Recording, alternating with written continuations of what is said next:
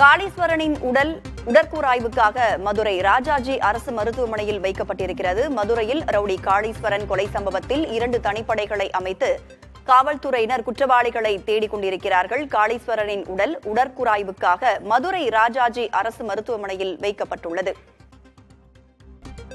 காவல்துறையினர் தீவிரமாக குற்றவாளிகளை 2 தனிப்படைகளை அமைத்து தேடி வருகிறார்கள்.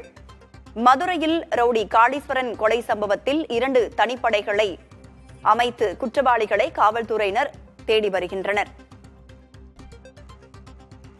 கூடுதல் விவரங்களோடு நமது செய்தியாளர் சுபாஷ் நம்மோடு இணைந்திருக்கிறார்.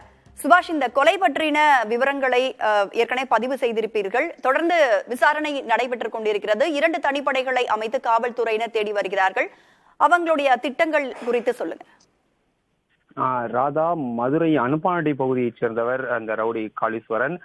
இவர் தனக்கன்குளம் பகுதியில் உள்ள அவரது மற்றொரு வீட்டில் குடியிருந்த போது கடந்த 1 மாதங்களாக அந்த பகுதியில் இருந்து வருவதாக கூறப்படுகிறது.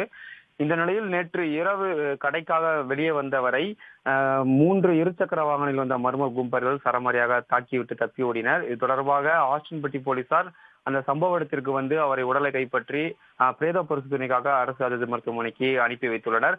தொடர்ந்து இந்த கொலை குற்றம் சம்பந்தமாக விசாரணை மேற்கொண்டதில் அந்த காளீஸ்வரன் மீது ஏற்கனவே பல்வேறு வழக்குகள் இருப்பதாகவும் இவர் முன்னாள் திமுக மண்டல தலைவர் வி.கே. குருசாமியின் உறவினர் என்பதும் தற்போது தெரிய வந்திருக்கிறது.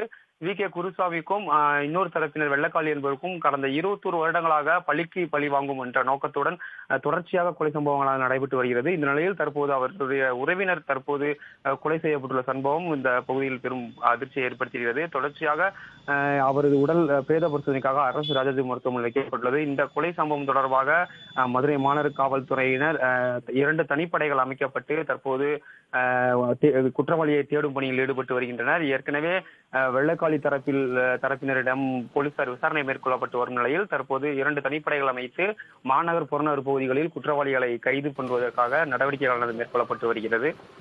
தொடர்ச்சியாக மதுரையில் மற்றும் 6 கொலை சம்பவங்கள் இதுவரைக்கும் 20 நாட்களில் நடைபெற்றுள்ளது. தொடர்ந்து கண்காணிப்பு போலீசார் தீவிரப்படுத்தி வருகின்றனர். ராதா, விவரங்களை பகிர்ந்து கொண்டமைக்கு நன்றி சுபாஷ்.